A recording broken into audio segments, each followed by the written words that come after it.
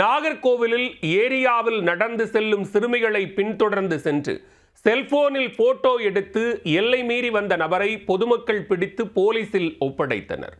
சிறுமிகளை அச்சுறுத்தி வக்கிரச் செயலில் ஈடுபட முயன்றதாக எழுந்துள்ள பகீர் குற்றச்சாட்டின் பின்னணி என்ன?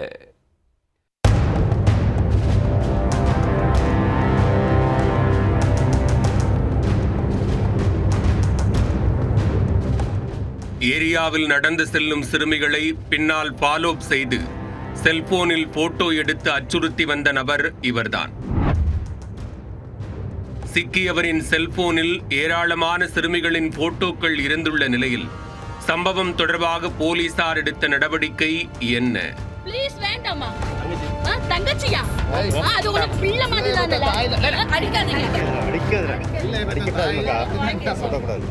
கன்னியாகுமரி மாவட்டம் நாகர்கோவிலை அடுத்த வெட்டூர்னிமடம் பகுதியைச் சேர்ந்தவர் ஜஸ்டின் பாபு.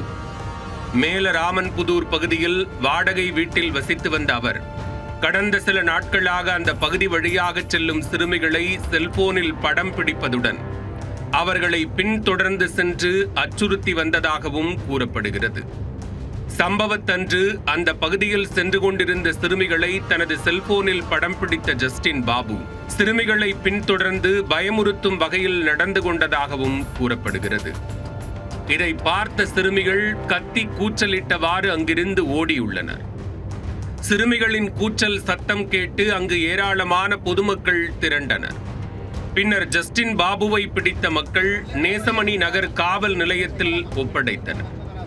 இதுகுறித்து சிறுமிகளின் பெற்றோர் நாகர்கோவில் அனைத்து மகளிர் காவல் நிலையத்தில் புகார் அளித்த நிலையில் ஜஸ்டின் பாபுவை மகளிர் காவல் நிலையத்தில் ஒப்படைத்தனர்.